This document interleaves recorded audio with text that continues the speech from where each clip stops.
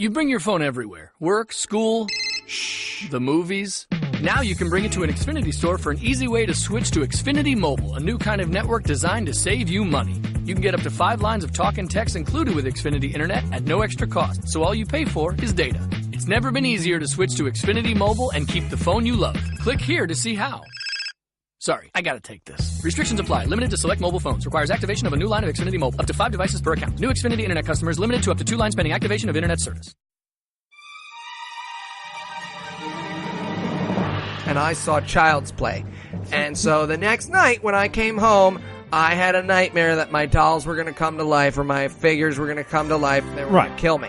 And I ran into my parents' room and I was like, Stretch Armstrong's going to strangle me. And luckily my parents weren't like, yeah, you know what? Stretch Armstrong might strangle you. And then brought the doll in and been like, do you want to apologize to Stretch Armstrong and see if there's anything you did to piss him off? So that maybe he doesn't.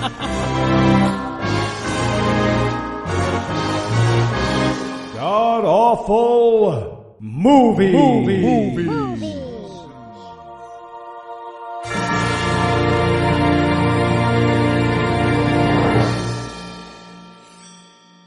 Welcome back to the GAMcast, where each week we sample another selection from Christian cinema in an effort to inoculate ourselves against Brett Ratner movies.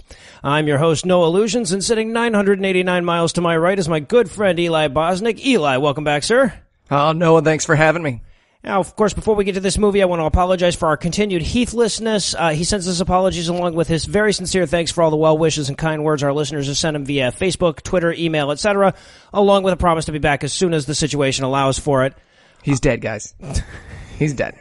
We don't know how to tell you. All of the scathings have been pre-recorded. We're running out. We have 2 more. Everything else is going to be edited together like the South Park episode where they killed Chef.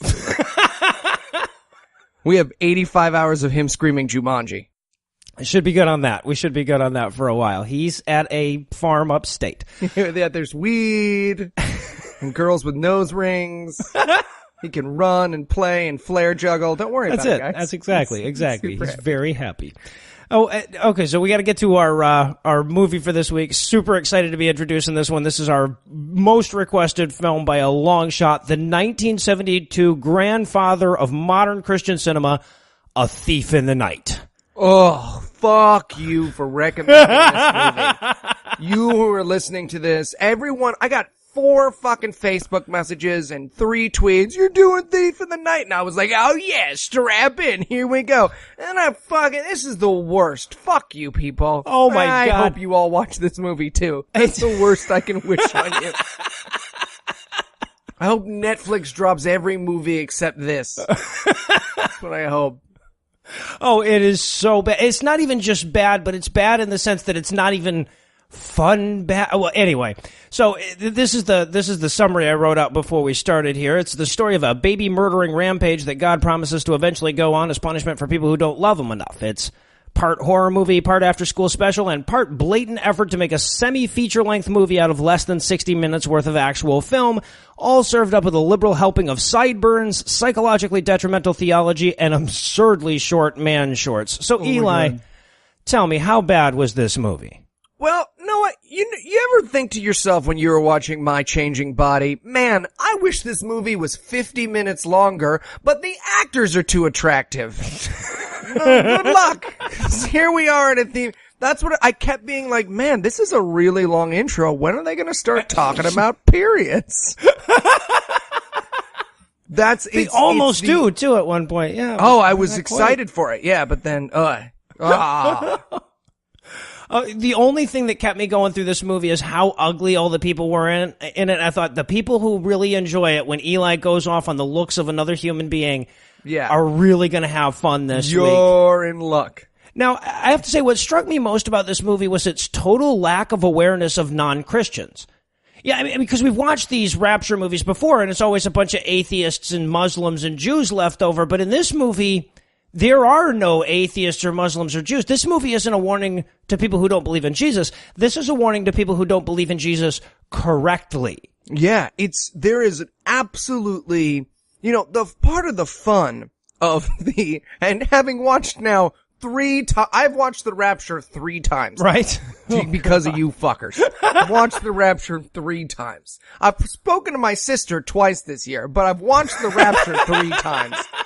And part of the fun of The Rapture is everybody freaking out and losing their minds. This is, I think we can say, the calmest and whitest rapture out of all the ones. It appears that everyone's gone. No need to lose our minds here. No, let's not all right, freak out about it. Let's keep it calm. All right, keep it orderly. Okay. Can someone hand me a scotch? It appears my wife disappeared. Yeah, no, they were pretty blasé about it. I was really kind of dying for the whole Nick Cage people waving their hands over their heads thing, and we never really got it. Speaking of non-Christians, there are no non-white people in this movie. This is not even in the background. No. I was like, did all the black people get raptured? Is that the... No, they just didn't have any black friends. The 70s. Well, see, now that was one of the real challenges to me in breaking down this movie, is that we have to separate what's bad about this movie in particular versus what was just bad about the 70s. Yes, exactly. Because that's a huge problem. Is you're like, because a lot of my notes here are about how short the shorts were. Mm-hmm. I'm just like, I can see his balls. Like, they're not even covered by cloth. It's not like, I can see they're hanging very clearly out of one side of his shorts. But that was just 1972, man. You know, that was people who had good beliefs and bad beliefs. Peter Boghossian running around with a ball hanging out. You know, so I can assume Hitch was running around with those fucking mutton chops that character had.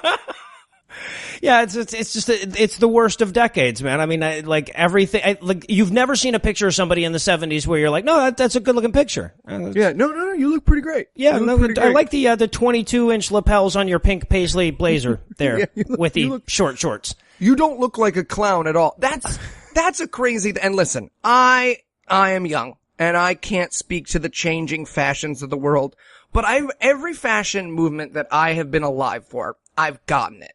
I haven't liked it necessarily, but I've gotten it. I've looked at stuff in the 80s, I looked at stuff in the 90s, I look at stuff today, and I'm like, I get it. You put on less clothes so people can see your body parts. I get it. But in the 70s, it's not even less clothes. It's just like, you know what people want to see? Belt buckles. It's just crazy. It doesn't make... It's like for 10 years, we were just like, no. Here's how we're doing clothes. We're gonna dress like an insane clown had a nightmare. That's what... For 10 years, and then we'll go back, and then in the 80s, everyone will wear suits again. But for 10 years, we're gonna have a gap where all suits look like a weird, like, we fight holes in teeth. We fight holes. That's what everything's gonna look like. All right, well, obviously we're itching to put this sordid abomination behind us, but before we do, we're going to pause for a quick musical interlude, and then when we come back, we'll break down the ass cancer of cinema, A Thief in the Night.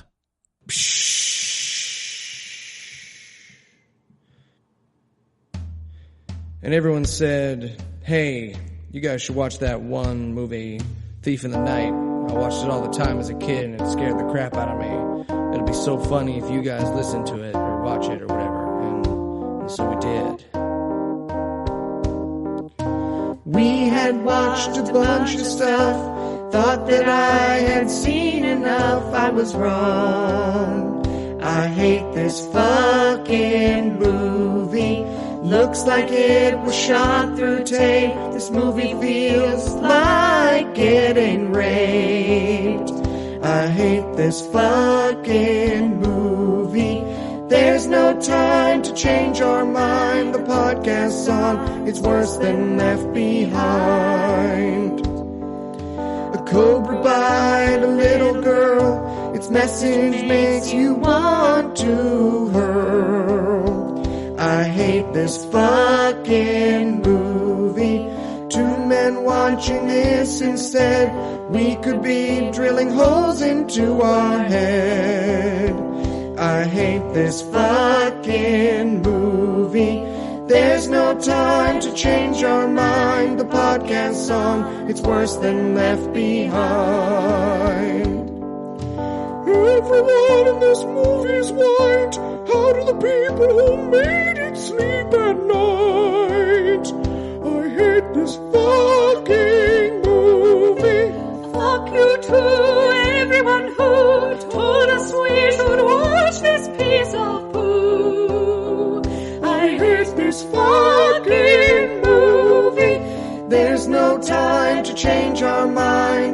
podcast on. It's worse than Left Behind.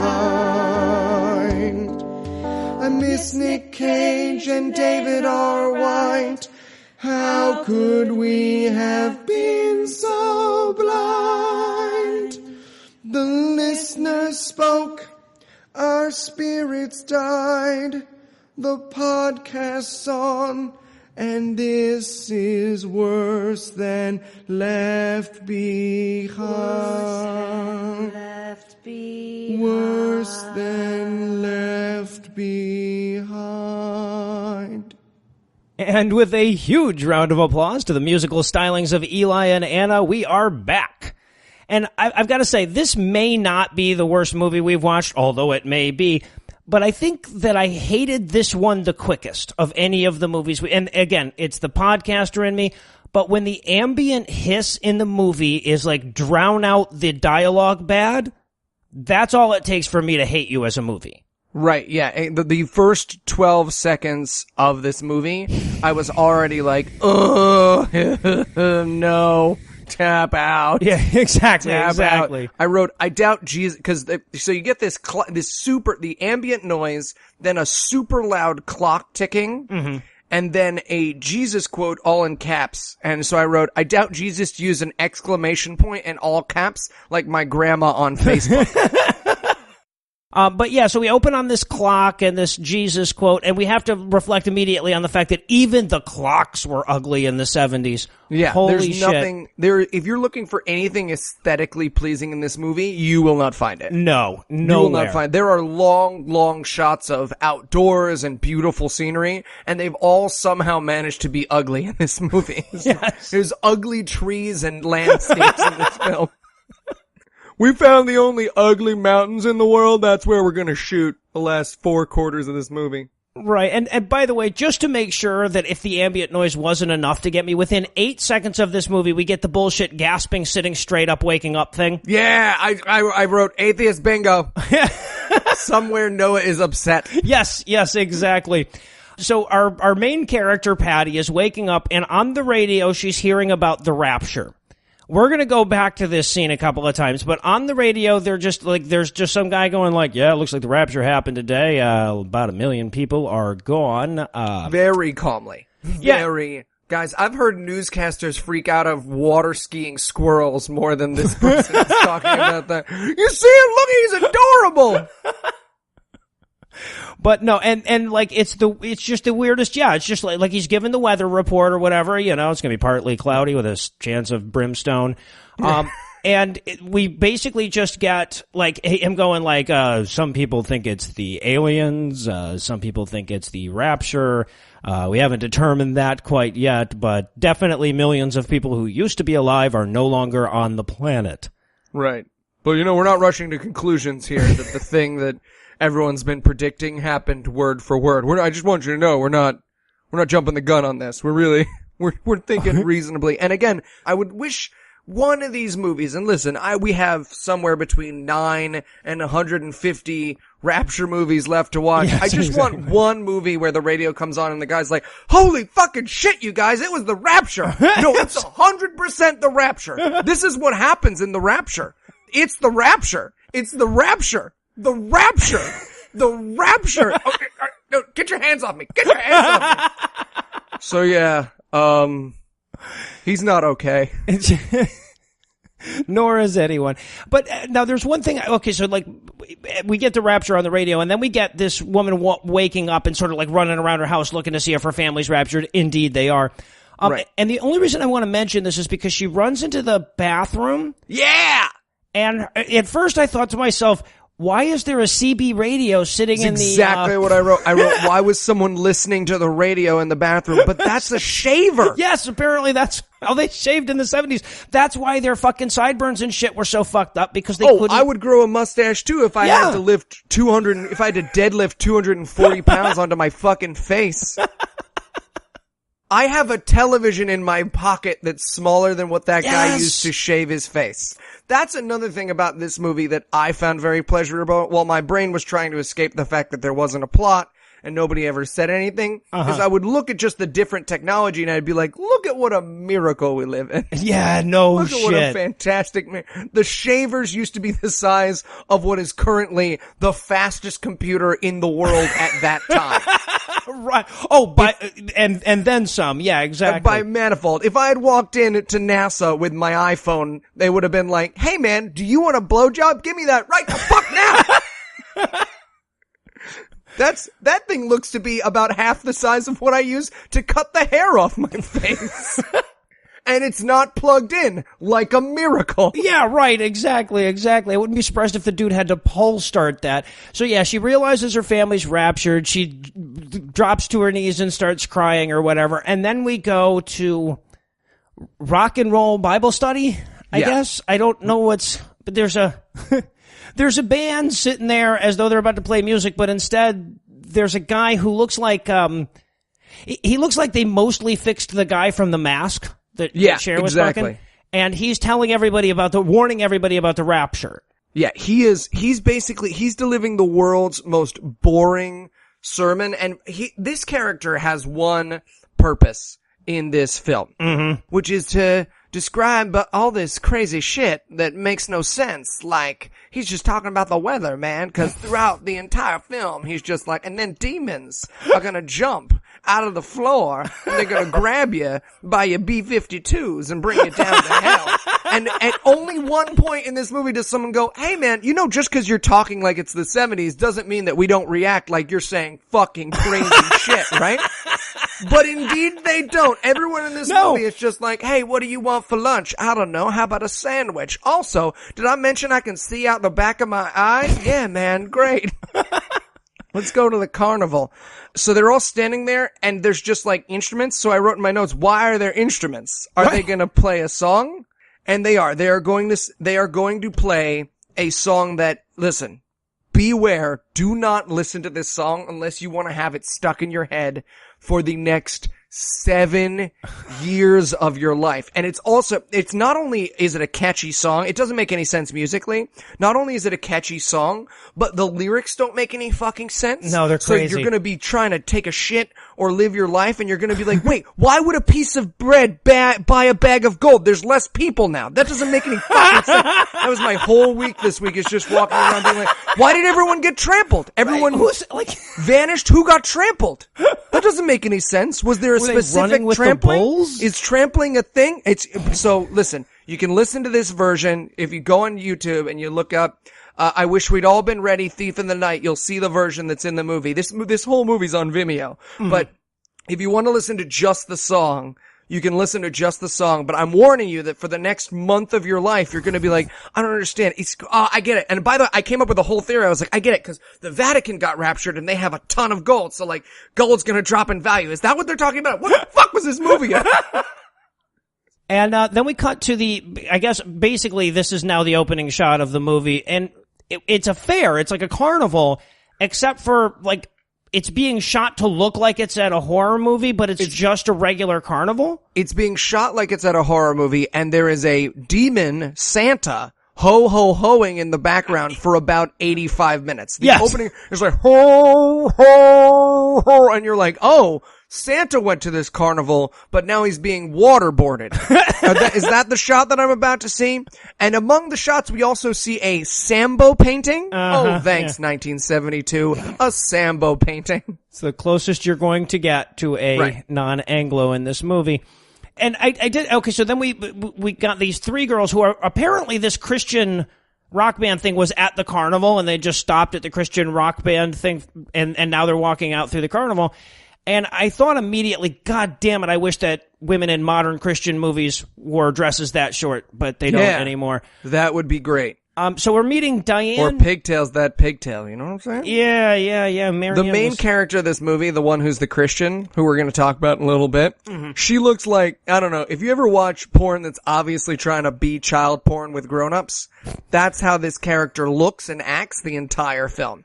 It's just where you're like, oh, this looks like a fun, you click it, and it's just like, I just got back from high school, and you're like, whoa, hey now. Hey. I thought the entire time that Marianne escaped from the island after all. Yeah, exactly. So there's three girls at the center of this movie: Jenny, Patty, and Diane. Okay. And immediately, I like all of them except for Jenny, because they're talking about. I guess they're walking out of that thing, and the pigtail girl is going like, "I don't know. What do you think about all that Jesus stuff that he was rambling on and on about before he started frothing at the mouth?" And the other two girls are like, "I think it's kind of fucking stupid, actually. Do you want to just like have fun and not talk about Jesus?" Right. Now, who is Slutwink? One of them's Slutwink. Because right before he started talking about Jesus, there was a guy sitting in the corner, and the one with the long straight hair who ends up with Freddie Mercury. This all makes sense if you saw the movie. Yeah. The one she gives a slut wink to the guy in the corner, and he fucking sprays the inside of his shorts with goof juice and runs away. Yeah, Diane. Okay, that's Diane. Diane's great. Diane's fabulous, and that's what Diane is the one who Jenny comes out. Jenny's Marianne, right? Yeah. Marianne, if she played a little bit of rugby in college. Yes, that's exactly. That's what she was to me. It's just like, oh, what happened to your nose? It got broken a bunch of times. Yeah, I get it. A bunch of times, right? Yeah, a bunch of times. Field hockey Marianne. So she's like, I don't know, guys. What do you think of the crazy person who promised that the world was going to end? And the long-haired Diane is like, oh, that's bullshit. You want to go on some rides? Yeah, exactly. I already liked Diane. And I also wrote beside that, I thought fucked all three of them. Yeah. So then, so Jenny decides that she's going to go back and learn more about Jesus, go back for some Bible study, while the other two go and enjoy their lives. And so now we get this cross cut between, we've got Jenny sitting there listening to monotone Bible lady, and we've got the other two girls meeting a couple of guys. Freddie Mercury, you've already mentioned. I wrote him. I just had him marked as porn stash through the whole thing. Yeah, Freddie Mercury and Cowboy Wannafuck. That's what I have called them in this movie. So they run into. There's a guy who looks exactly like Freddie Mercury, and we're going to talk about him in a little bit. And then there's Cowboy Wannafuck. And I want to talk about Jenny's time that we're cutting back and forth in the teen center. Yeah, because the teen center, she could not be getting more indoctrinated into a Manson cult. Yes. If Charlie Manson walked through the frame and was like, "Hey, helter skelter, kids, I'm gonna kill some people," and then wandered back out again. The first line that we hear being said to her is, "It doesn't cost anything but your life." Yes. If anyone says that to you, you should run. Yes. Anyone that says it doesn't cost anything, you run. Stab anyone who tries to stop you on the way. Right, exactly. Oh, which way's the exit? Great. Would you like to see how fast I can run? Because you're gonna. But instead of that logical reaction, Jenny goes, "That seems like a pretty high cost, I think." Seems like it makes sense to, I don't. And then she's telling, okay, so the lady that's talking to her, by the way, has had her eyes bored out by demons and her soul replaced by a goddamn computer or something. This is the most monotone. I bet you could stab this lady without her noticing. Yeah, right. If there were flies walking on her face the entire time, it would have been basically the same effect. Yeah. And the whole time she's saying, "Jesus died for your sins." And of course, Jenny's like, "That seems so unfair. How dare those Jews?" Well, It's okay because Jesus forgave them and he forgives you. But if you don't give your life over to Christ now, you killed him yourself for nothing. Yeah. Jenny's reaction to Jesus died is like she had never heard Jesus died. Yeah, right. Like someone was telling you about a buddy who biffed it. She's like, "Oh my God. Do his parents know?" Well, his dad's not around. His mom's, she was there at the funeral. It was kind of, maybe she was there, maybe she wasn't. We're not sure. His friends say one thing, his friends say another. We're not sure. So we cut in between there, and Freddie Mercury is getting big laughs. They go to a helicopter ride at the fair, and Freddie Mercury is crushing by pretending to be a pilot. Now, listen, I don't know if humor has evolved since the 70s, but this guy has two modes. He has Humphrey Bogart impersonation, which he does at every opportunity throughout this film. But the first thing we see him do is slay this group of teenagers by being like, "Houston, landing, coming on in." And everyone's like, "Oh my God, you're not actually in a plane, but you're pretending to be a plane. I'm gonna pee. I'm gonna pee. Oh, it's happening." It's all warm on my leg. So they're going on this helicopter ride together. which, man, this entire movie was just a shot to collect an excuse to collect helicopter B-roll. I do believe. I wrote in my notes, I was sure hoping there'd be a second helicopter in this movie. There's a lot of helicopters. 1970s, when a moving picture of a helicopter was enough to bring you to the movies. I'm telling you, man, they got video of a real live helicopter. I guess. So, and again, we're cross-cutting between that and Jenny being indoctrinated. So now we get to the part where Jenny prays, and she's very clearly trying to seduce Jesus. Yeah, I wrote, this prayer is very uncomfortable. I'm trying to jerk off to this, but I'm not sure. I definitely could beat off to this prayer. Yeah, there was a lot of, I want you to live inside me kind of stuff. Dear God, also very letter to Santa. Very like, dear God, I'm so sorry you had to die. But maybe, just maybe, we could go to Makeout Point later and I could make it up to you. And I'm just like, like slow, like half a stroke each. I'm just like, am I jerking off? My hand's on it, but I might just be holding it. I don't know. There are also several things. Before she does this little prayer, the woman says, whoever said love is, because they're talking about God love, but because he's gonna hell you. Yeah. She's like, whoever said love is fair. And I was just like, but love is fair. It has to be. For good love is fair. That's to healthy. be love. That's why it's not, unfair love is not, that's okay. Moving forward. And then after her prayer, the woman says to her, now remember, Jenny, God always answers prayer. Yes. And I was like, who has dice? Let's do this. Come on. Citation Pray me a 4. needed. Pray me a fucking 4. And so then we cut to the, I guess, camp or whatever where all these girls work, where we see that good Christian Jenny is now being good and Christian, walking around Jesusing. And she runs into Patty, who tells her, oh, hey, you missed a great time. You could have got fingered on a helicopter. And she's like, no, that's okay. I met Jesus. That was better. Right. Yeah, exactly. I wrote, oh, you didn't meet our boyfriends. You were joining a cult. Yeah, right. That's too bad you missed out. How was your cult, though? Was that fun? Well, you gonna kill Sharon Tate? Right, exactly. Well, that's the thing, is that the girl reacts, Patty reacts exactly like you should when your friend walks in and says, oh, that's okay, I found Jesus and now I'm all Jesus-y. She's like, oh, would you look at the time? She says, I'm a Christian now. And her friend goes, well, that's great. And I was like, I love that character. I'm a Christian. That's exactly what I would say. Well, I'm a Christian now. Gee, that's fantastic. We should get the check. We've only gotten our waters. But you know what? It was filling water. All full of water. Couldn't eat a bite. Gonna run now. Gonna run out of the room. Literally. And then we cut so Jenny's outside and hip preacher guy from the Mask Dude is there being all Charles Manson-y in the park. Oh, and he says, anyone, so this is Fat Ralphie, right? Yes, yeah. This is Fat Ralphie. Okay, yes, good. Exactly. I'm just keeping track here. Right. We got chubby monkeys and we got Fat Ralphie. But he asked Jenny in the 70s. He goes, anyone giving you a bad time about becoming a Christian? Yeah, like and what? I wrote, in America, where everyone's a fucking Christian. Right? I can't think of a thing that people would less give you a bad time about in America in the 70s.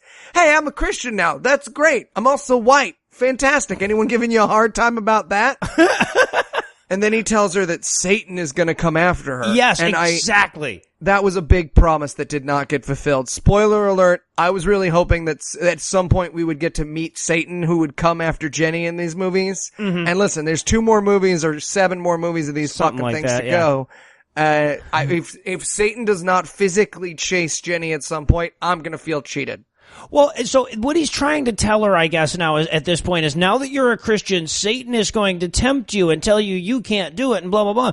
And I'm thinking to myself, but from a theological perspective, what you're saying to me now is that before I joined your cult, Satan didn't give a shit about me, and now you have unleashed the devil upon me. Yeah, exactly. So even if I'm buying into your bullshit, this is definitely a bad for me, isn't it? Yeah, exactly. You just opened yourself up to a whole bunch of shit, Jenny. I'm just letting you know. Yeah, I want to let you know quick after you drank the blood or whatever. Right. And then he closes it off with he's telling her about all the new magic Jesus powers that she has. And he goes, isn't that neat? That's the actual line. Fucking died. Isn't that neat? Talk to Jesus often, because he's saying you can talk to Jesus anytime you want, and talk to him often. Isn't that neat? And I'm like, not so neat, not so great. And then we close off with this awkward, somebody shows up to invite them to the next scene. You want to go water skiing? Yeah, exactly. So then we get a 72-minute water skiing montage. Yes, we do. Listen. And this is the first time I wrote this. This is the American International Gorilla Jag. There's just several long scenes where you're like, is this a music video? Is this I don't know. And can we talk about the musical? We've already talked about the opening song and shit, but the rest of the music this movie is scored like a fucking Bugs Bunny cartoon most of the time.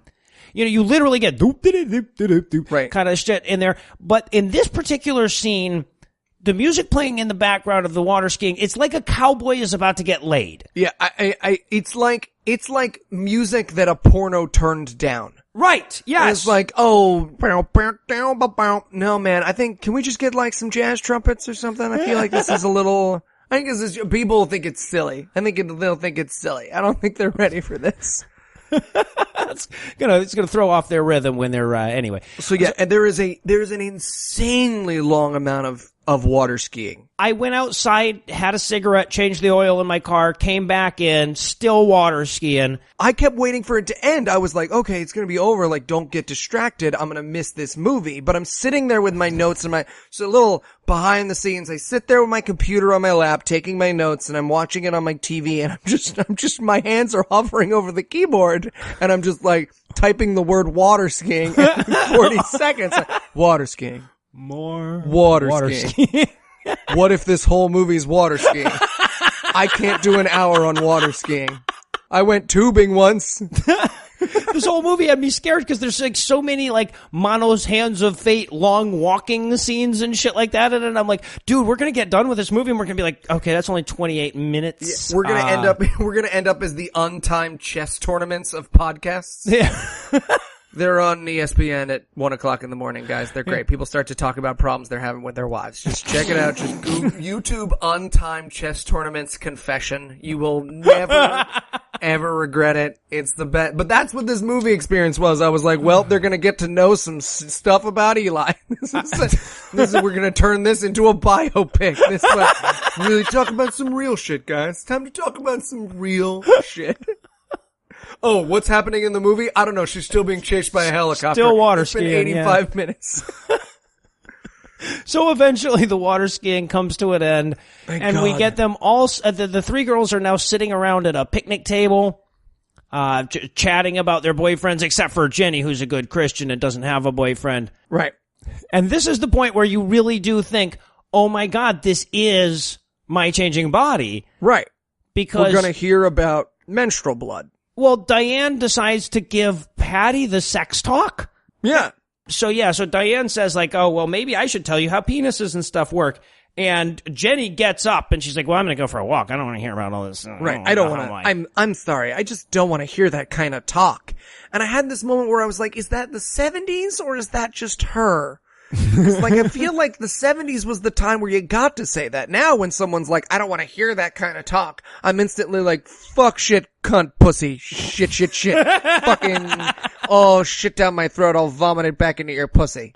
And they're like, oh, this is a funeral. And I'm like, sorry, you just told me not to.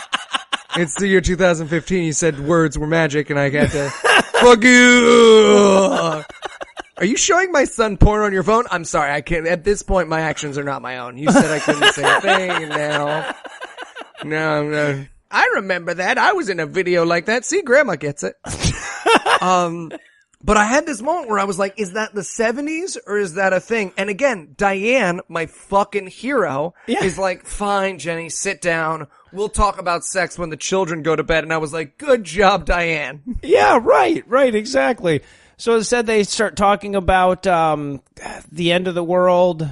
And their boyfriends. And where their boyfriends work. Right. And this is where we learn that Freddie Mercury works as an EMT and Cowboy Wannafuck works at the zoo. And that will be important. And they have to shoehorn that in because it will be important. Yeah. And then once again, they're all hanging out with Buzzkill Manson at a picnic. And, okay, first of all, the very first thing you see in this fucking scene, or at least the very first thing I saw, was the fact that he was wearing denim Speedos. Yeah, these shorts are incredibly short. They are uncomfortably short. I used to host a drag show at the Stonewall Inn in the Village, and if I went into the center of that during Pride Week and was like, what do you guys think of these shorts? The gay guys would have been like, a little bit too revealing. Yeah, a little much bit there. Much. All right, just keep it, leave something to the mystery. I can see your dick. Yeah, but I'm not wearing shorts. Fair. That's fair. Yeah, they are insane. And also, I wrote in my notes, hey man, you're wrecking our picnic. Cause all this character does is very casually be like, it's gonna be a whole new ball game and evil will rule supreme. I wrote, this is not good picnic talk. No. Which finally, Jerry, who is, Freddie Mercury. Yeah. Jerry is the voice of reason in this movie for just a moment, where he's like, yeah, evil will rule supreme and the devil will rise and demons will eat the eyes of the children. And Jerry's like, yeah, I don't know about that, man. You want some potato salad? Can you shut up for a few minutes or something? Trying to stop showing us your balls too. Yeah, Like at least keep your legs together in those Where shorts. are the rest of your pants? I don't know. They got pretty raptured. groovy. Isn't it neat? No, it is not neat. But instead, so Freddie Mercury is trying to like, hey guys, dude, I'm going to try to get laid at some point, so let's not talk about this. But everybody else decides they want to jump in. So Patty's like, this is where Patty's like, well, isn't there supposed to be some kind of mark of the beast or something? And he's like, well, that's going to be critical to this movie, so let's talk about that now too. She says, isn't there supposed to be some kind of mark of the beast? And then the friend, not Diane, the other one, who's going to be the main character, goes, my grandmother told me about the mark of the beast. And I just wrote in my notes, she was not well. And I wanted a flash cut to the grandmother being like, the devil's gonna come for you, gonna staple onto your forehead his Satan's star. All right, Grandma. You want to go back into Night Land? Yes, please. Give me more pills. Once they gave her pills, Grandma stopped talking about the mark of the beast. But, at which point, they're all trying to figure out what the mark of the beast is going to be, which, by the way, it's fantastic. So buckle up. It's going to be fantastic. They're all trying to figure out what the mark of the beast is going to be. And the preacher guy explains it, Fat Ralphie explains it as, it's going to be like a super evil credit card. And I was like, what? What? You mean like a Diners Club card? It's going to be Discover. So you can't be able to use it anywhere. I get it. American and then Express. Jerry does Humphrey Bogart again. Again, in Jerry's defense, someone's talking about the apocalypse, so I would also just revert back to my impressions. He just instantly, he's like, sweetheart, looks like the mark of the beast is coming for us. And she's like, anything except this stupid conversation. Right. Yes, exactly. But then to lead us into the next scene, Patty says, well, why doesn't my minister talk about all this crazy shit that you're saying is going to happen? And then we cut to her minister, who is bad? Bad. This is possibly, listen, I know we say this is the worst movie we've ever seen. This is the, you know what? You watch a Christian movie every week and tell you it doesn't get worse and worse. The day after, each day you get tortured is a little bit harder. Ask Jack Bauer. Anyways, so the minister, but this is one of the most confusing scenes because the minister gives, I hate sermons, okay? Mm-hmm. I don't know if you could guess that about me. Not a big fan of sermons. He gives one of the nicest sermons I have ever heard. He says, would I appreciate beauty less if Jesus were not virgin born? And he's just putting out he says, what matters is man's relations to man. And I wrote, what matters is man's relation to man. Hyphen, someone who is wrong in this movie. Well, that is what the wrong person in this movie says. But they don't reveal to you right away that this guy is wrong. You know, like, I guess eventually we're supposed to figure that out, or eventually it tells us that, quite clearly. But he's saying all of this really great shit. He's going like, and maybe you look at the Bible and you say, would a loving God really condemn people to hell? I wouldn't do that if I were God. And I'm like, he's like, so perhaps we should look at this as poetry and a guide. And I'm like, all right, yes, you've convinced me. It's poetic, but it's Vogon poetic, but it's poetic. That's fine. It's not great poetry. No. I've got some Keats that's gonna blow your fucking dick off, bro. I've got some dirty limericks that'll give it a run for its money, too. Yeah. I've got 2 names for you, my friend. Dr. and Seuss. Get ready. I love that shit. Blow your fucking mind. Fought his way out of a concentration camp. So this guy is like a very clearly a humanist. Yeah, wrong job. I wrote that down quite a bit. I was like, hey man, do you know you're a preacher? Or did they just like, was he sick that day and someone from the science department at the local university got up and was like, all right, me today. I guess it's my turn. And then so he's kind of talking about this whole, like, let's not take the Bible too literally thing. And again, in order to cleverly segue into the next scene, he says, do you need to believe in a real serpent? And then it's a serpent. Yes, and then we cut real to a cobra. So I want to talk for a second about where Cowboy Wannafuck. I never knew him by any other name.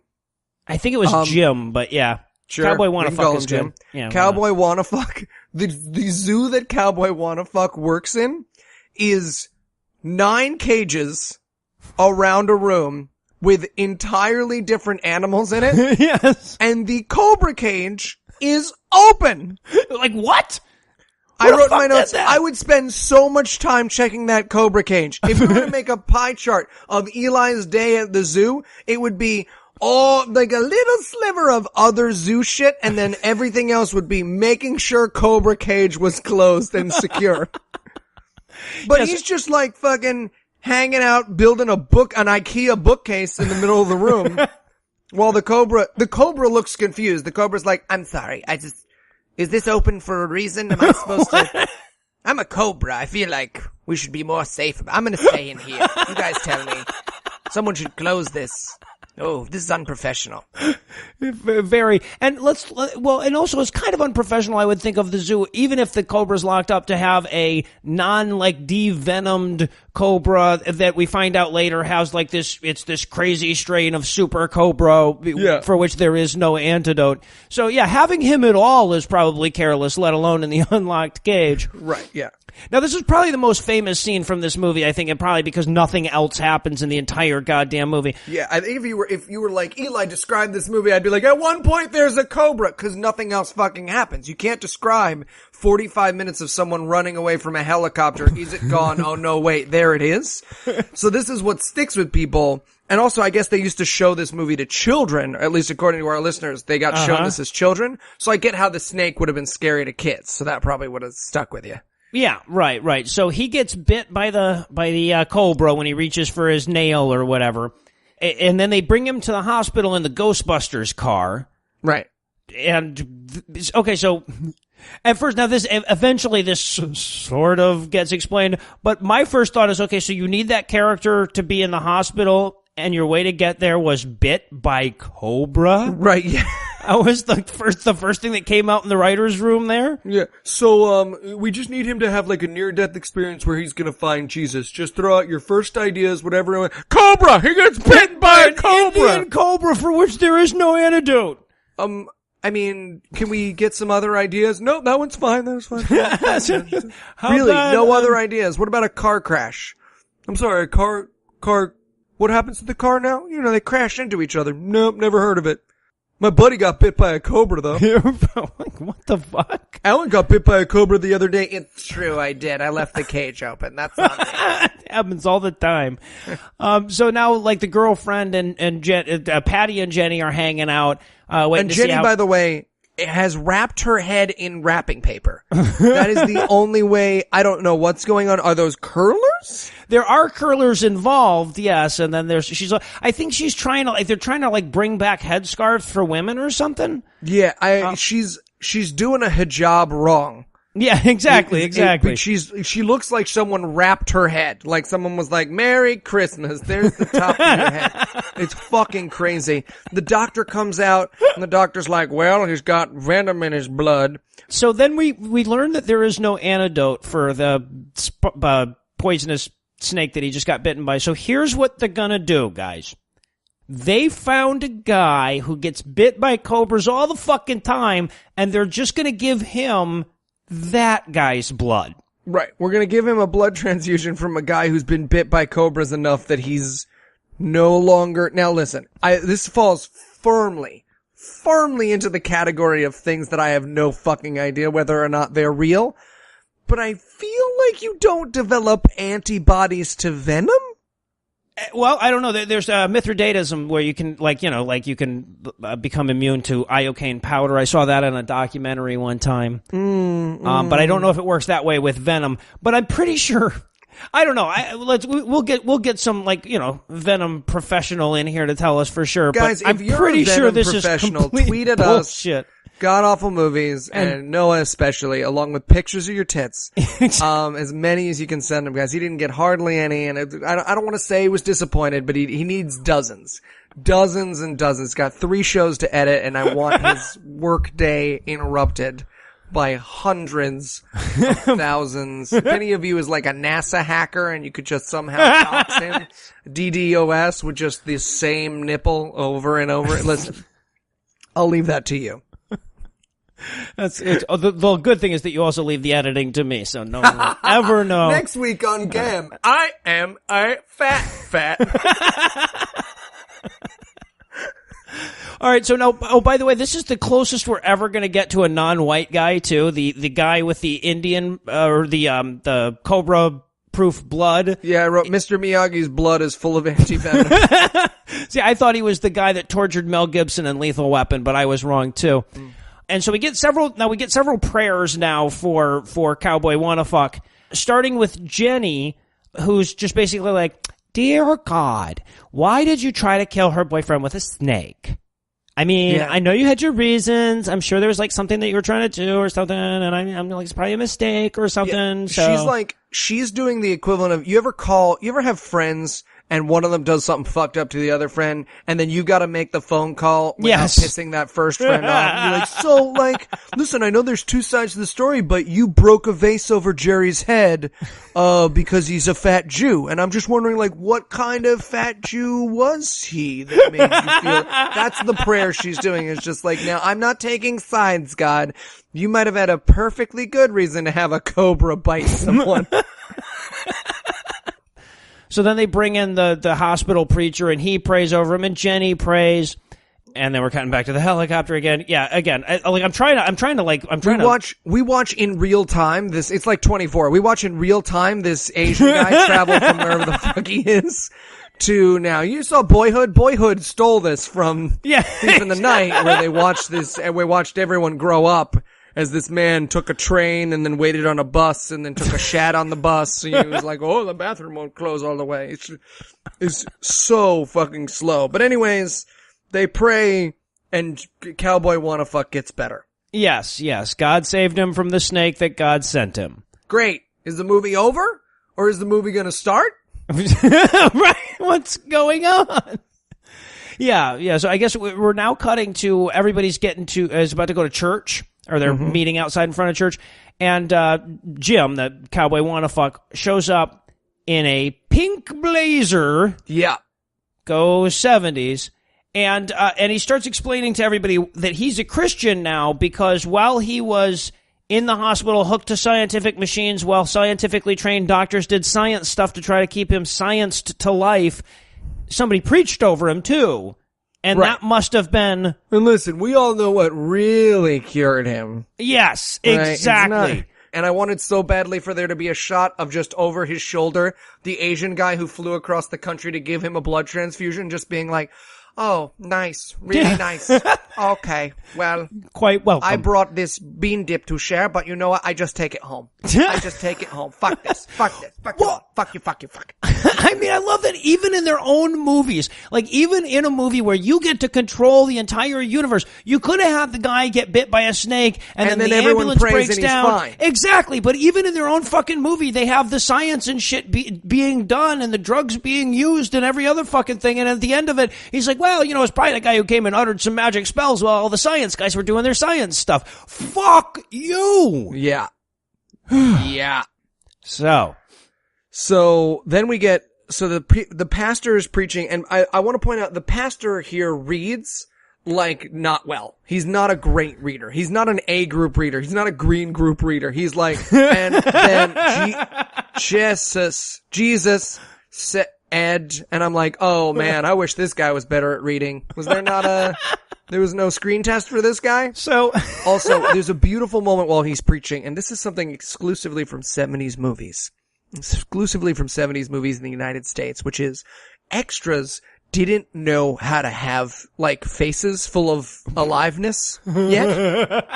So everyone could not look more bored or dead-faced while this guy is preaching. Yeah. He's like, and the Lord's, and you cut to the faces and they're all just like... Well, they may have filmed it at a real church, too. Yeah. Now, this is supposed to be the contrast, by the way, to the bad preacher that we got earlier that was talking about how you should just love people and how even if Jesus wasn't born of a virgin, it doesn't matter because you should still love your fellow man and blah, blah, blah. The evil guy that said that. Now we get a good preacher. And by the way, this is listed in the credits as good preacher. This guy is. Nice. And he says, let's talk about the end times. And the crowd goes, hooray! Let's talk about the end times. And he spends his entire fucking sermon talking about the Antichrist. The good preacher talks about superstitious bullshit the entire time. The bad preacher talks about loving human beings. Right. Their own movie. Yep. That's how we know. Once again, Christian movies have reversed who the good and bad guys are in every other situation. Yes, exactly. They just don't get this shit. So he's talking about the Antichrist. He mentions, how will we know who the Antichrist? And his answer seems to be, people will call him the Antichrist. All right. I was like, so Obama. Yes, I wrote that because he's going like, who will that leader be? And I'm like, ooh, I know. I saw the History Channel special, so I don't know if it's cheating, but What's so fantastic about this is there's a moment he shares a story where he's like, my neighbor in Nebraska got up to use the bathroom, and because his wife believes the crazy shit that just came out of my mouth, she thought that he went to heaven. Yes. This story is used to prove how it's impossible to tell the delusions of a scared woman at night from the reality I'm describing to you. Yes. And they apparently are not aware of the irony whatsoever. Oh, not at all. That's a story I use. That's a story. Yeah. If someone were like, Eli, what's your evidence against the rapture? And I was like, well, I knew a lady in Nebraska who thought there was the rapture because she was just a fucking crazy person. Because there was laundry sitting around. Yeah. Right, yeah, exactly. And then also, in this 1972 release, the pastor talks about how we are definitely in the end times right now because all of the stuff that the Bible said was going to happen is happening right now in a way that it's never happened before. In 1972. Yeah, it's important to recognize that all of the people you see in their 30s and 40s and some in their 50s, the people who thought it was the end times during this movie are dead now. Yes. They lived and they died being like, any minute now, dead. Right, exactly. And not only, of course, am I contrasting that to the people who are alive right now who are saying that same thing, but also I'm in the middle of reading a fucking Bible. And in the book of goddamn James, which was written in 90 CE, they were saying that shit. They're like, I know it seems like we said there was going to be a rapture by now, and we kind of did, but trust me, any day now. That was like 2,000 fucking years ago. At every point in Christian history, every fucking Christian has said the same fucking thing about us being in the end times right now. And has never been miffed by any of the people before them being wrong. Yeah, right. Never. That is completely unconvincing to them. When I show them, like, I could show them this 1972 movie. It's like, oh, look, see, they were saying the same thing you're saying now in 1972. Also in What's your point? 90 CE. Yeah, exactly. I don't understand. Anyways, as I was saying, now is unlike any other time in the universe. By the way, if you guys aren't following along with this particular week's Holy Babble, get on it. James is the Ayn Rand of fucking the Bible. Isn't it? Yes. Let me tell you, if all the rich people, you want to let two people into your restaurant, one of them's a smelly hobo and one of them's a rich guy, if you don't fuck that hobo to death, you're a great person. I'm Jesus' brother, even though he's been dead for 100 years. Yeah. I'm Moses. He's the pathological lying kid in your elementary school who is like, Michael Jackson's my dad, and it's like, no, dude, Michael Jackson's not your dad. See, I would have used the Ben Carson as the example. I stabbed somebody when I sure you did. Sure you did. You can tell Ben. they were going to use it for grain because they're shaped like a triangle. That's his reason, by the way. Oh, because it's shaped like a triangle. Because the grain would pile up, and yeah, it has like nothing to do triangle. with that being the only way that geometry would allow him to build something so big with the equipment or the material they had at that time. To be fair, in Carson's defense, which is why all grain silos today are shaped like the pyramids. Of course. Oh, I'm gonna miss him. So now, exactly. So. As though we haven't gotten enough of, because the preacher tells the story about, the lady saw her husband's shirt and freaked out and thought it was the rapture, so she killed herself so she could be with him. Now we get a scene where this little girl is coming home from church, where they were just talking about all this crazy shit. She sees that there's a pot on the stove and nobody next to the pot, and so she freaks the fuck out because she thinks that her parents have been raptured and she's been left behind in this desolate world. It's almost like you shouldn't tell children this story. Yes, of fucking course, exactly. I was like, did I write this movie? This is a great example of why that's not. And by the way, they heal it. They all run in and she's like, I was afraid that you were all gone because you told me a made up story about scary demons taking you away and I don't have the facility to fight that yet. And they were like, okay, you don't worry, we're all fine. So they have an obsessive ritual to make it worse. Instead of telling the little girl, no, honey, you can't really think that that's going to happen because that's kind of like yes, they have to play along with that. And they're like, okay, well, let's make sure that Jesus takes you too when the demons come, which is definitely really going to happen. Yeah, listen. I was at a childhood friend's house and I saw Child's Play when I was 12 years old. And that movie scared the shit out of me. And so the next night when I came home, I had a nightmare that my dolls were going to come to life or my figures were going to come to life and they were going to kill me. And I ran into my parents' room and I was like, I'm going back and then Stretch Armstrong's going to strangle me. And luckily my parents weren't like, yeah, you know what? Stretch Armstrong might strangle you. But would you like to have and then brought the doll in and been like, do you want to apologize to Stretch Armstrong and see if there's anything you did to piss him off? So that maybe he doesn't.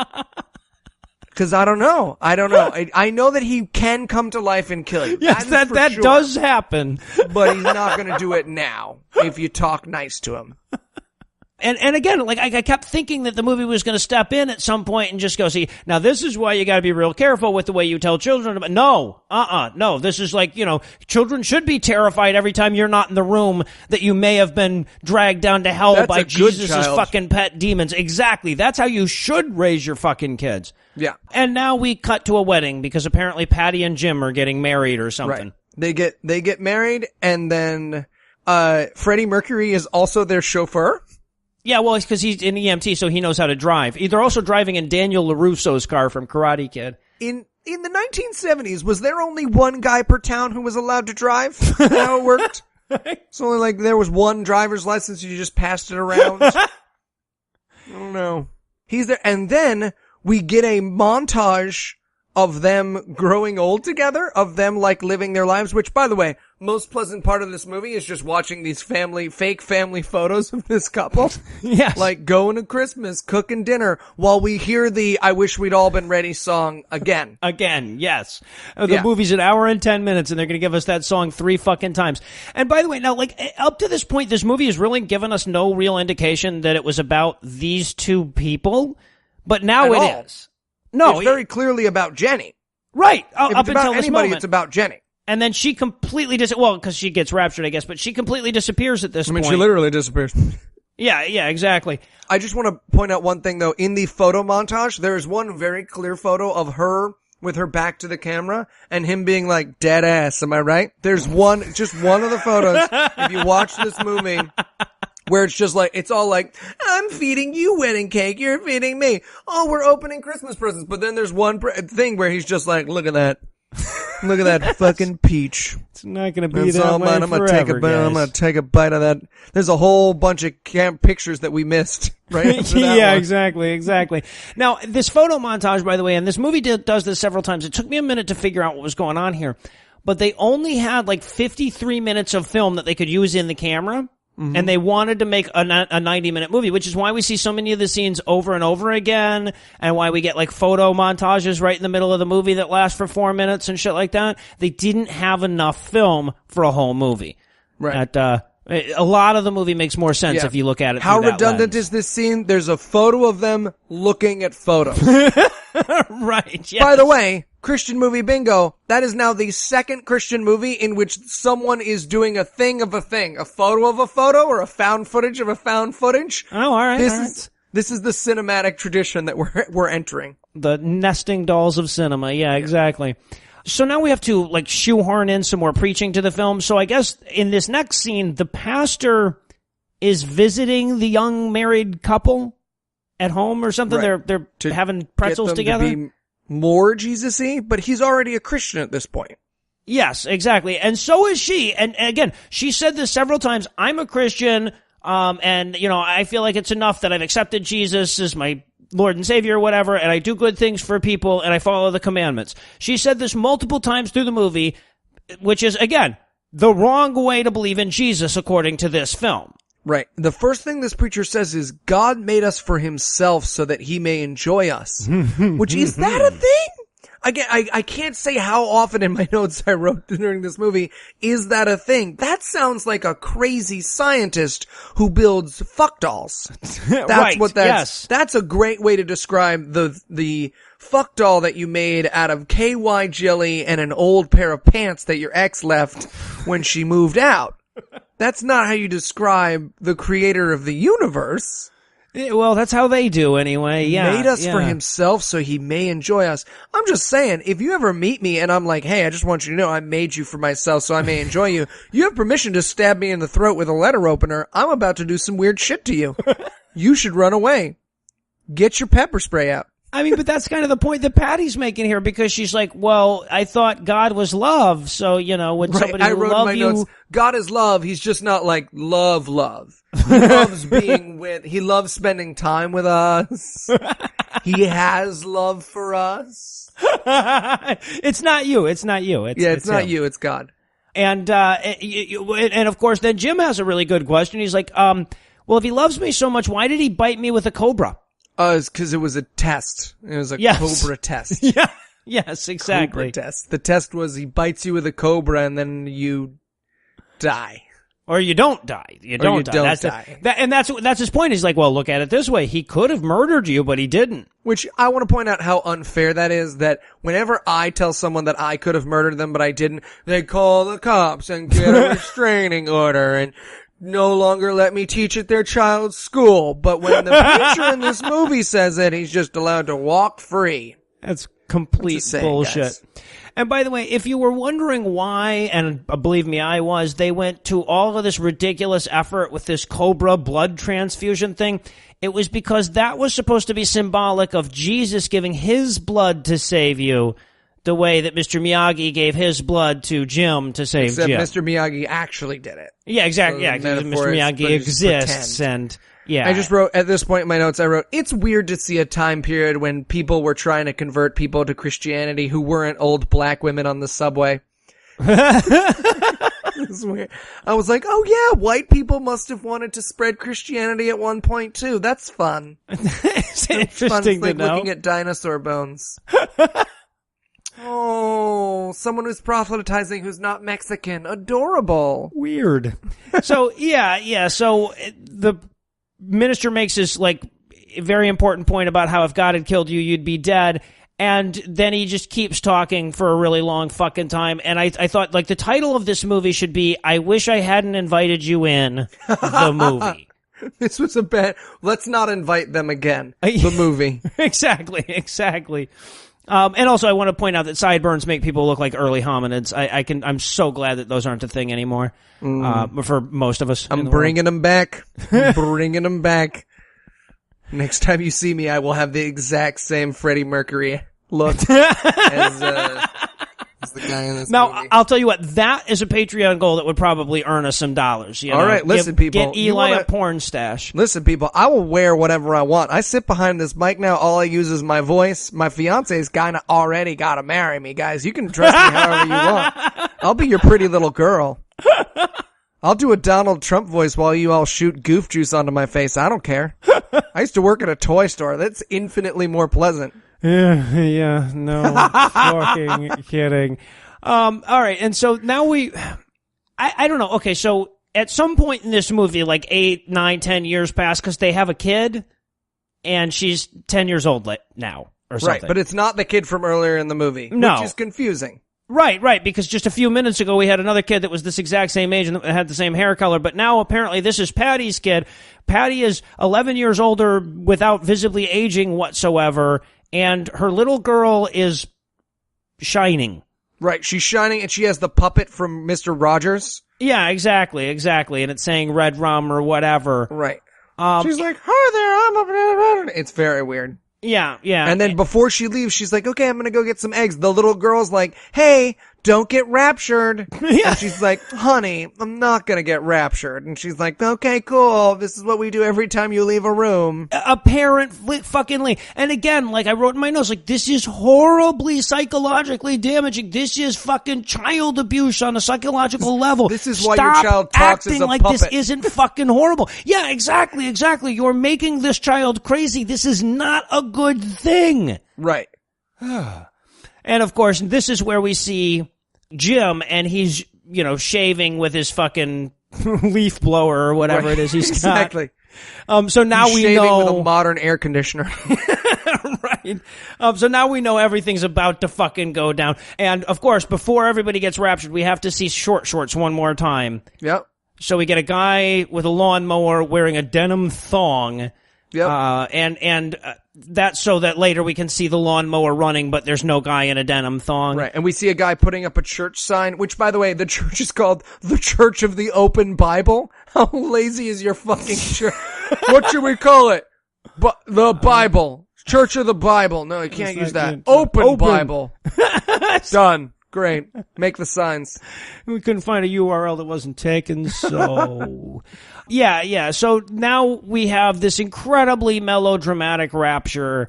I mean, where it's basically just like, people were using equipment and now that equipment is on. And unlike the Nick Cage rapture, everybody gets to take their clothes to heaven.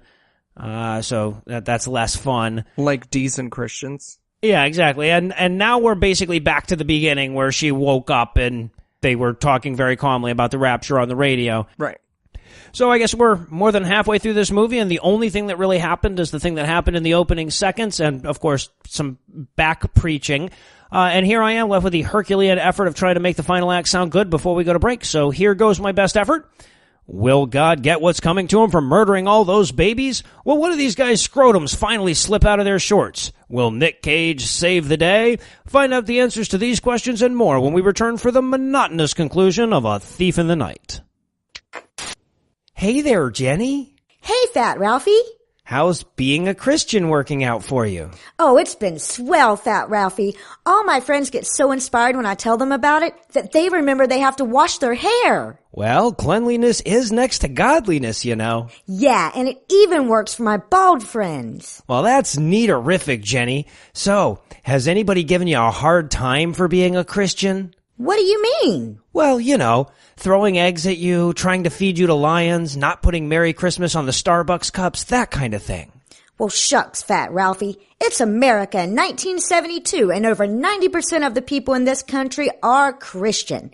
And we're in Iowa, so it's not like we have Jews or anything. Hell, I don't even think I've ever met a Catholic. So of course nobody's giving me a hard time. That's a really stupid question. Well, sure, but it's not only humans you have to worry about. What do you mean by that, Fat Ralphie? Well, now that you're a Christian, the dark overlord of hell will try to attack you every chance he gets and drag you screaming into the pits of hell with promises of luxurious temptations. Golly, Fat Ralphie, that sounds a lot like the ramblings of a psychopath. Are you sure you're okay? I get that question a lot. Even the colony of leprechauns that live in my medicine chest doubt my sanity from time to time. But no, I'm perfectly sane and the demons want to kill you. Are you sure? Because that sounds like sort of an either-or kind of thing. And you just now ate him off. It was sent from the depths of Hades to spy on us. Are you sure? Hey, do you want to see how far I can jam this slide rule into my eye socket? No. Are you sure? Yes. How about now? Ew. Does your credit card give you cash back on all your satanic paraphernalia? Is it welcomed at all the baby blood bodegas? Does it offer you loyalty rewards just for renouncing the name of Jesus and pledging your soul to the desolate one? Well, why not try the new super evil credit card from the people that brought you conquest, war, and famine? Earn 6% cash back on government rations, 6% cash back on Flash of Innocence, and 6% back on travel. And as a special bonus for signing up now, we won't murder you. Super evil credit card. What's on your forehead? And with an all-new appreciation for what the chick from 50 Shades of Grey felt like, we're back for more. And since this movie can't afford to show us stuff happening, the bulk of Act 3 will take place through talking heads and radio broadcasts telling us what's happening, beginning with the perpetual Christian movie bad guys, the UN. Ooh, the UN. And what I like about the UN, first of all, the first is that the guy who represents the UN is Bernie Sanders. I like that. Oh, it's nice to see Bernie Sanders didn't get raptured. Yeah, well, I wouldn't think you would. They have armbands. Yes, always. Which is a nice touch. I've often thought that they were too subtle in these movies, so the armbands, I want that meeting. Why can't we see that meeting? So, guys, what are we thinking we do for the new UN? Well, what about armbands? Oh, they sound great. Who was the last one that did armbands? I was just thinking about that. I don't remember. That it was a thing, right? I can see a bunch of photos of people walking around with armbands, and I just don't know. Well, it's a great idea. I love it. Yeah, exactly. So Bernie Sanders is standing up there with his UN armband, basically saying, okay, so everybody disappeared, so we decided we would take over the world. Thought we would let you know, promise not to break anything. Everyone's like, yeah, totally fine. Sounds great to me. Yeah. Also, there's a spinning newspaper moment where it's like, rapture, everyone disappears. But the second largest headline is American swimmers suspended. There's other shit going on, though. It's not just the rapture. It's not just the rapture. We also want you to know that this guy maybe didn't do his best at the swimming tournament and is therefore gonna take a break. He was distracted by the fact that the planet got raptured. I don't know. It sounded like excuses to me. Yeah. So with the headline spinning that says UN promises not to fuck with you too bad. And then we get the whole, the mark of the beast thing. Right. Which is, okay, so they say, all right, well, just to make sure everybody is a good citizen, come in and get a tattoo on your head or your hand. And trust me. On your hand or on your face. Yes, exactly. On the center of your fucking face. The other option there, apparently. The things that don't make sense about this particular choice are unlimited. First of all, the idea that you could get anyone in America to come get a tattoo. I mean, you can go on YouTube and find dozens of videos of people just being like, I don't acknowledge speeding laws in this country. Americans don't acknowledge speeding laws. The don't go so fast you die laws are constantly being challenged by guys with dash cams. And yet, we're supposed to believe that everyone was just like, oh, well, question. Can I get this tattoo on my face? Yes, I don't think the back of my hand would be a little too subtle. Yeah. I just, I wear gloves sometimes and I don't want people to miss my tattoo. I want them to know. Okay, so now, first of all, we have to point out that the way you get your tattoo is with a price scanner. Oh, yeah. They hold up... with a normal size electric razor. Yeah, exactly. They hold an electric razor up to your hand, and it goes... and it gives you a tattoo that certainly looks like it was just put on there with one of those little price guns that they have at the fucking supermarket. Yeah. But don't worry, trust us, it's a tattoo. We see a woman getting it, and she goes, will it wash off? And I'm like, no, lady, it's a tattoo. That's why we call it I feel like you shouldn't have come to get your tattoo. I feel like you need a lot of things explained to you. And I love the whole, now trust us, it's not for Satan-y reasons that we want you to do this. This is just so that you can show that you're a good citizen. Right, exactly. So then we get the scene where she's walking down the street and all the, businesses won't let you in. It's like, this barber shop is only for sneetches with stars, Yeah. And what delicious fucking irony that this movie talks about what it's like to be treated badly when you're a non-citizen. Yes, exactly. This movie has as its theme how terrible it is to be treated by people who want you to be a citizen. I was like, ooh, I bet if you tried to bring this metaphor to people's minds, they wouldn't get it. Oh, you see, like, the people will just treat a person just because of where they're from and they're not a citizen, right? It's really terrible. Can you think of anything else like that? No. Nope. What about the guy who's doing your gardening right now? What, him?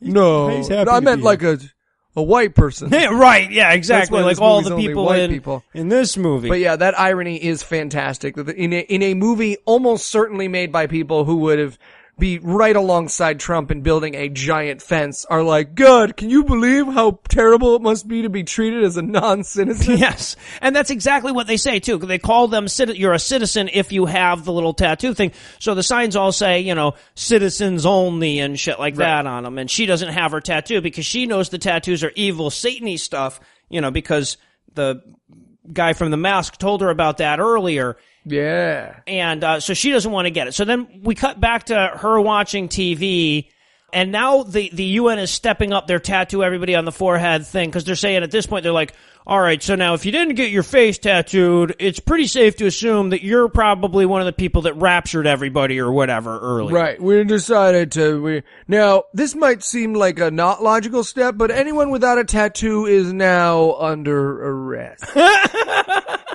Well, and subject to prolonged inconvenience. I wrote prolonged inconvenience. Like, what? They gotta go to the DMV. Yeah, exactly. All right, now, sir, I need a different form from you. Can you please, I just want to talk to anybody. Just, please don't tell me to sit back down. All right, sir, if you just have a seat, I will call you. No, I'll get the tattoo. Well, but you can put it on my dick. You can put it on the whole of my dick. We saw the lines at the fucking tattoo place, which, by the way, takes 8 seconds. I don't know why there'd be a fucking line, and you only have to do it once. But that's a prolonged inconvenience. People getting extra tattoos. I mean, that right? Yeah, right, exactly. Hey, can you also do like a tribal thing on my arm too with that? Guys, someone has to get on the loudspeaker. Guys, for the last minute, we are not doing any other tattoos today. Please do not request a dragon along with your 666. I mean, ones and zeros tattoo. Yes, yeah, exactly. So now we get the scene where, like, okay, so she's listening on the TV while they were saying, okay, we're now going to arrest and murder everybody who doesn't have the tattoo. Don't worry, we're not Satan-y, though, still. And then there's a knock on her door. I guess the tattoo police are after her now. Right. But they're terrible because they just knock on her door, and when she doesn't come to the door, they're like, well, I guess, it's shit. That's another one we didn't get. Right. And they just... Well, she didn't come to the door, man. What are we supposed to do? So she runs to the church. Yes, yeah, exactly. Where the reverend from the beginning, you remember the bad reverend, the one who talked about loving your fellow man and that the Bible wasn't the literal word of God and perhaps it was our job to see the beauty of nature as is. You remember that asshole? Well, he learned his lesson now. And he is talking to God as though he had drunk dialed his ex. You said it was going to be like, you said forever. I carved our name into a tree. And by a tree, I mean my thigh. 4.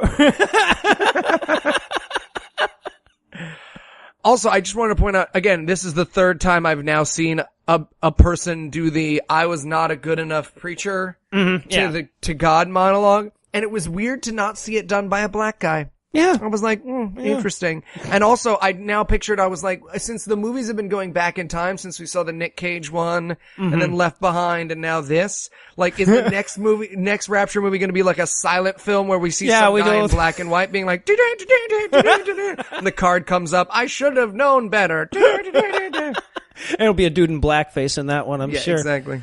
And this is where we first learn, and at least for me, I mean, I guess, like, a lot of the people who watched this movie, the people for whom this movie was made, when they saw the good preacher saying, well, maybe some of it's poetic, maybe some of it's metaphorical, they were, like, throwing shit at the screen and stuff. Yeah, they were doing a fucking Rocky Horror Picture Show. Yeah, exactly. But for me, this was the first time I was like, oh, he was the bad guy because he wasn't taking it literally enough. Oh, I knew he was the bad guy right away. Anytime someone has a good idea in a Christian movie, I'm like, this motherfucker. He's going to get his before it's over. I bet this guy's helping a cyber terrorist break into my firm. I want that to start affecting my life now, so that when people are like, hey man, you doing okay? Like, take some vitamin C. I'm going to be like, nice try, trying to fuck my wife. I'm just You're gonna try to tattoo my forehead next. I know how this shit works. I'm gonna start tweeting at Sam Harris. I know that you're trying to break into my cybersecurity firm. I've read your books. So now we got Reverend Turner, and he's chatting with Patty about, I was so wrong to tell people that they should love humanity and appreciate nature regardless of whether or not some carpenter was born of a virgin.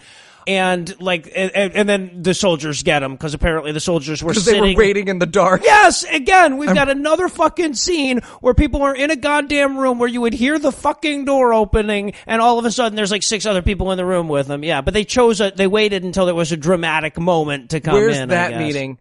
Where it's like, okay, so guys, again, just a reminder, we're gonna get in the room and then just give it a second. Just give it a second. Wait on me, and then I'll jump out and I'll get him. Well, we've got a bunch of people to arrest. I said, wait on me! I'll choose the most dramatically accurate time to jump in.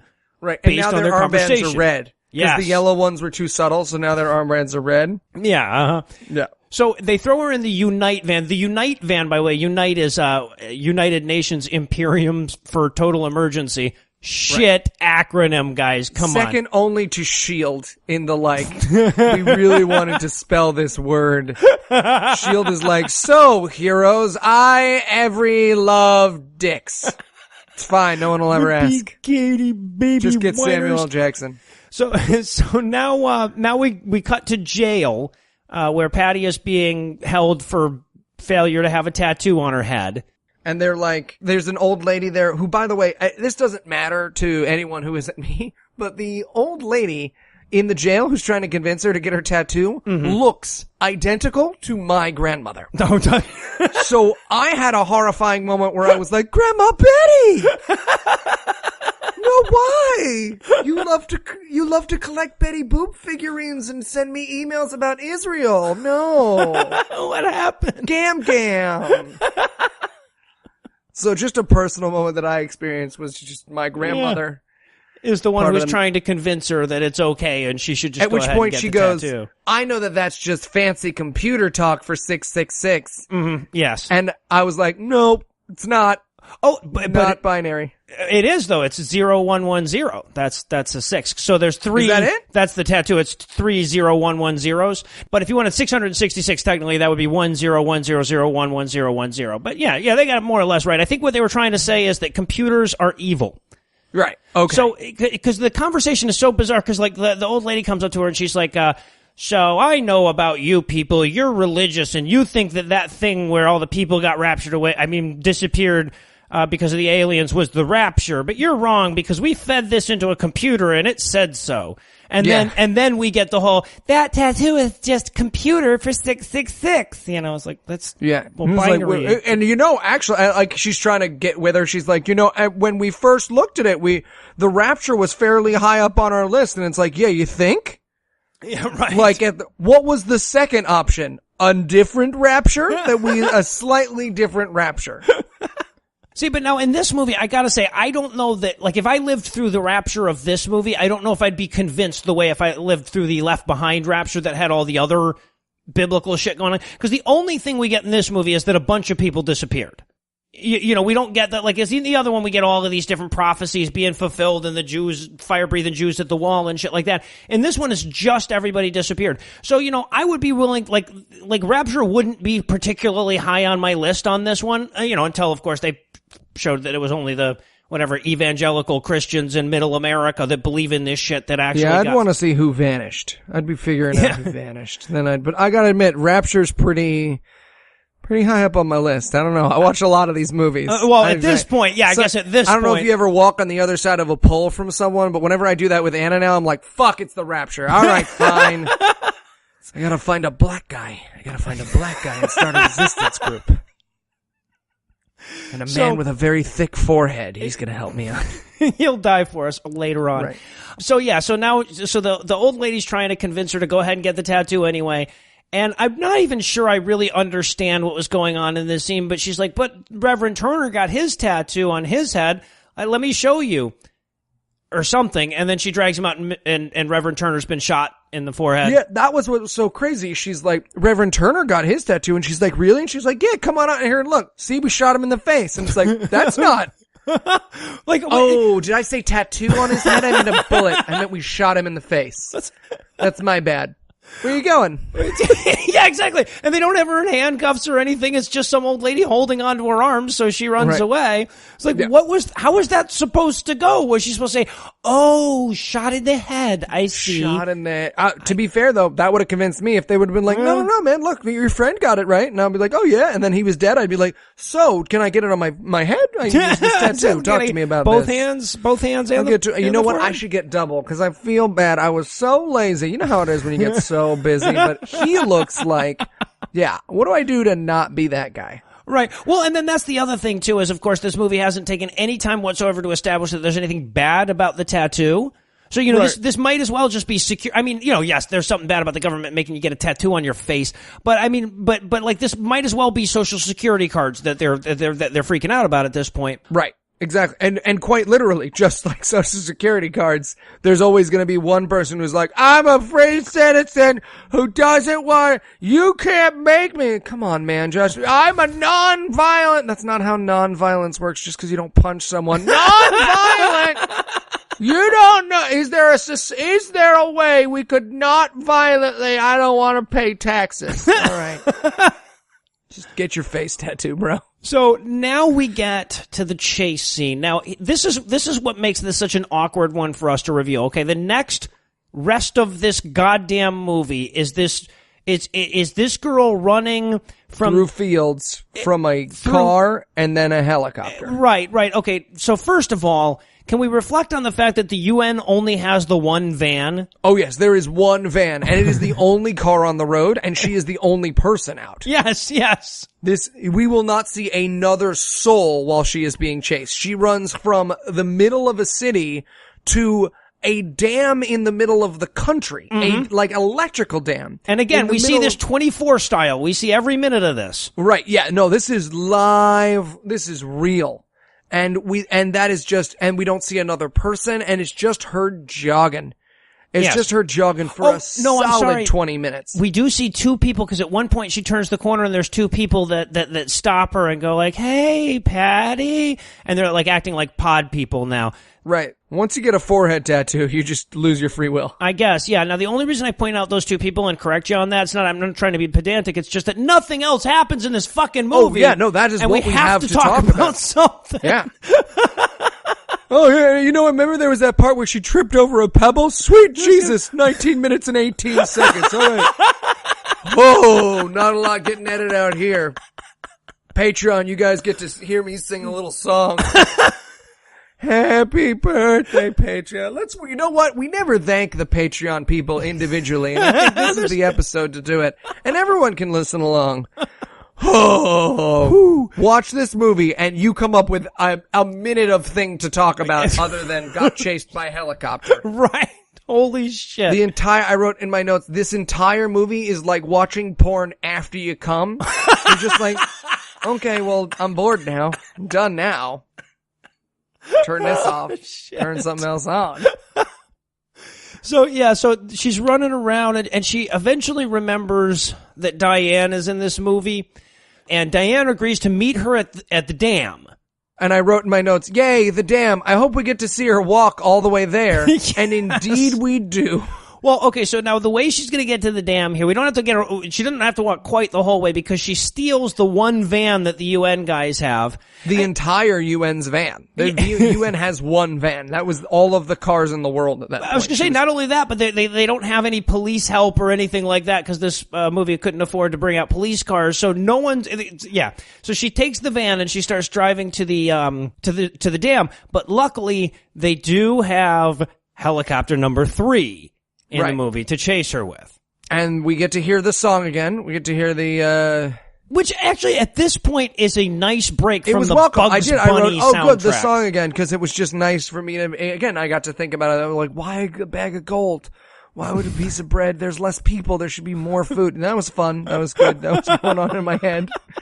For her just very mildly jogging Oh, and through. But before we get, because eventually she sees the helicopter and she says, "Oh well, I guess now that they've got a helicopter, I better get out and run because I'll be so much faster than or whatever."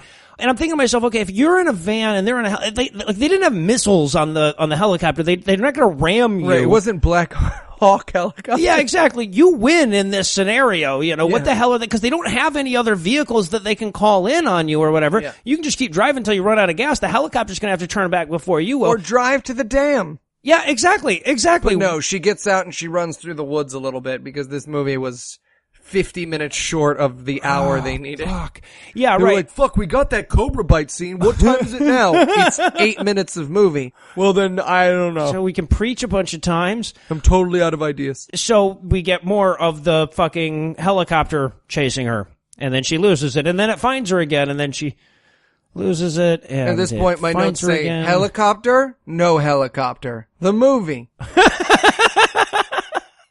And it's like coming right at her, and I wrote, land the helicopter on her so the movie is over. And there's this okay, so she like ducks, like, I don't know what she thought was going to happen, but the helicopter starts to come down and she ducks, you know, so they can't use the rotor to cut off her head or whatever, and then the helicopter leaves, which is kind of weird.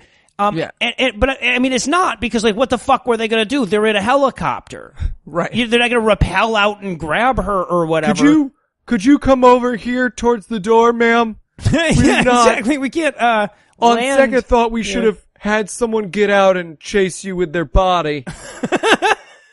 But you're right there. We can see you. Manhunt.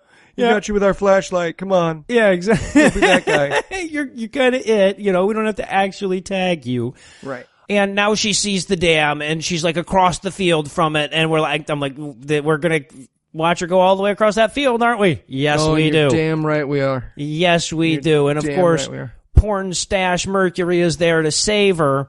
So then now we get she gets to it and she's running, and we go into slow motion so that they can drag that, 16 minutes of film out into an hour and 9-minute movie. Right. A little bit easier. And this is where we get, the song for the third time. Yep. And so, like, just when she thinks that she's going to be saved, we find out that no, Freddie Mercury's a bad guy. He's got the face tattoo, so he's working with them. He's working with them. So he says into a radio that, again, is the size of the fucking Ghostbusters proton pack. Yeah. We've got her.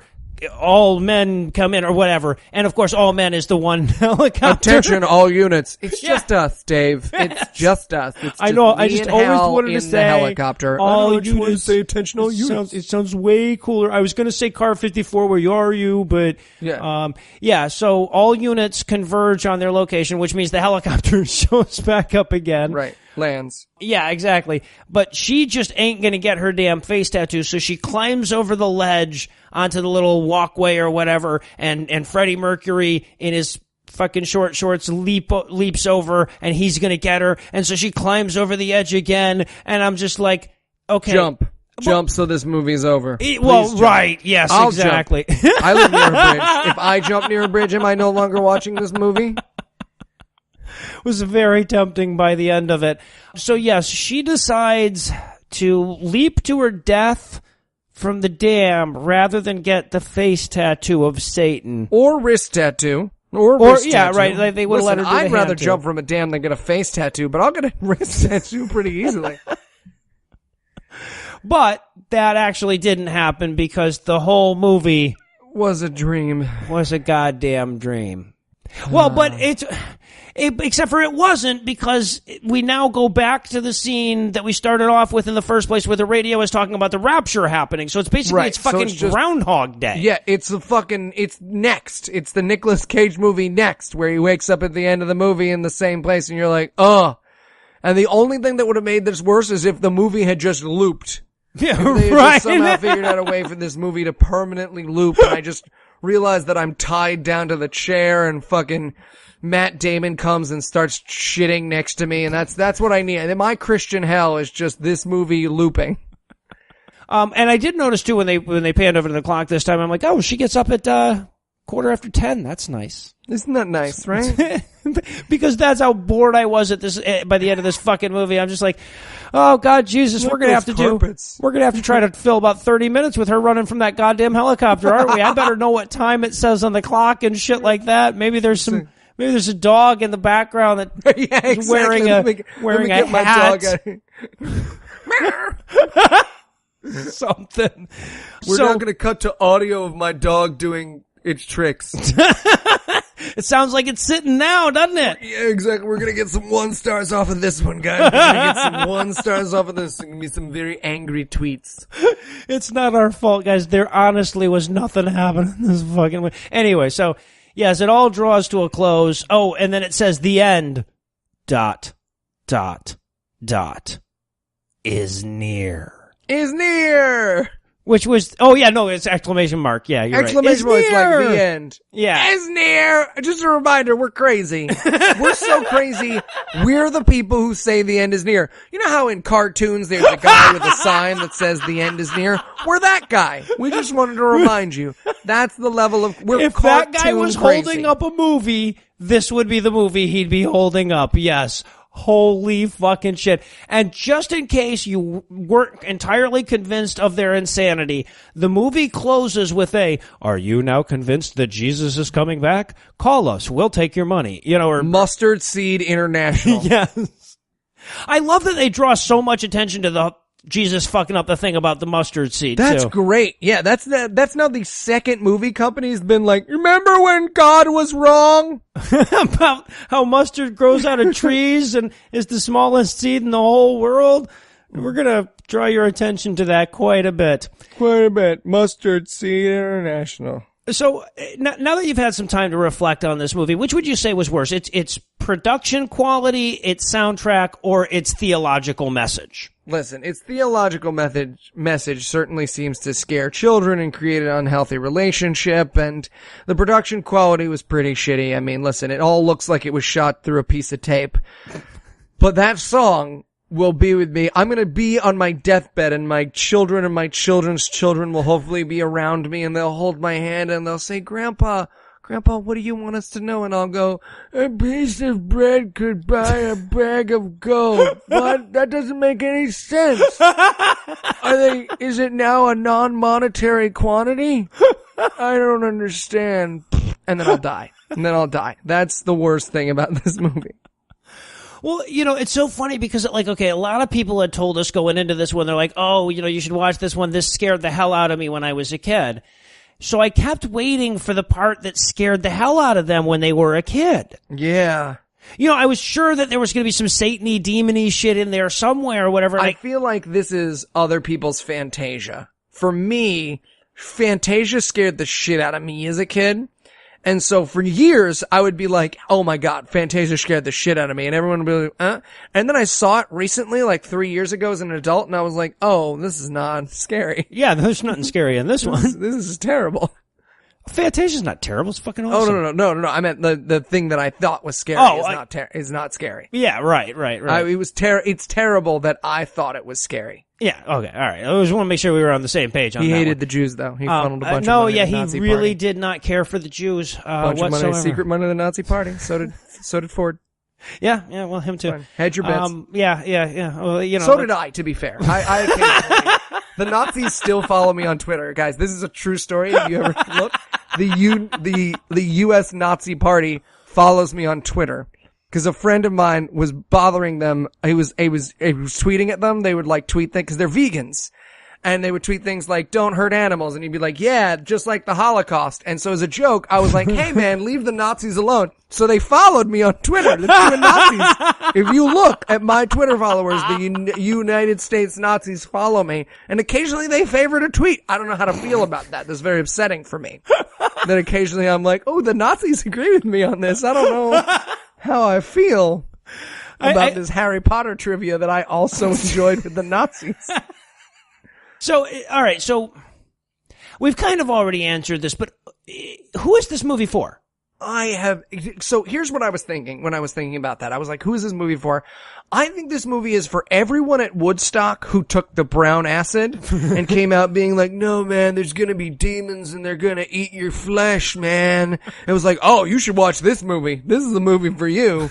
We want to get you we want to strike while the iron's hot. Cause it's like, it's preying on the psychedelia with an even dumber message than like, do a bunch of drugs and roll around in the mud. Right. And I don't dislike doing a bunch of drugs and rolling around in the mud. It's people that were like, that's not crazy enough. Oh my God, what a fucking headache. The good news is at least there's not a shitload of sequels that we're also going to watch. So,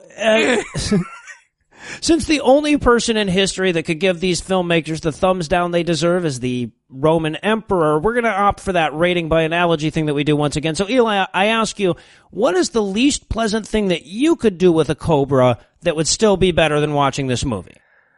Oh, God. I would have to meet the cobra's parents, and then the cobra's parents are obviously uncomfortable with the fact that I'm not a cobra, but we still sit through an entire meal where the cobra's parents are like, so, what do you do? And I'm like, I'm a magician. And the dad like, ugh. And I'm like, oh, yeah, I mean, I do other stuff too. I have a podcast. That's the level of discomfort. I would need a long, awkward meet the parents dinner. Anti-Semitic cobra parents, followed by a bite on the dick. Yeah, I take that over this movie. Yes, Yeah. absolutely. Well, I guess that's going to do it for our review of A Thief in the Night, but that's not going to do it quite for this episode yet because we still have to make a verbal commitment to not stop watching these damn things. So, Eli, tell us, what's on deck? A distant thunder. And it's just not distant enough. Yes, part 2 of this wonderful series. And it does, I hate to say it, this looks worse. This It does. actually looks worse. Yes, the preview had less going on than the preview for the first one. Yes. So not only does it begin with a warning that the makers of this film are not prophets. No. That's the audience there being like, guys, don't worry, we're not actually prophets. We're just telling you what the prophets said. And everyone's like, oh, okay, good. Oh, I'm glad you cleared that up. I was wondering. I tried to sacrifice my son to you to Mustard Seed Entertainment.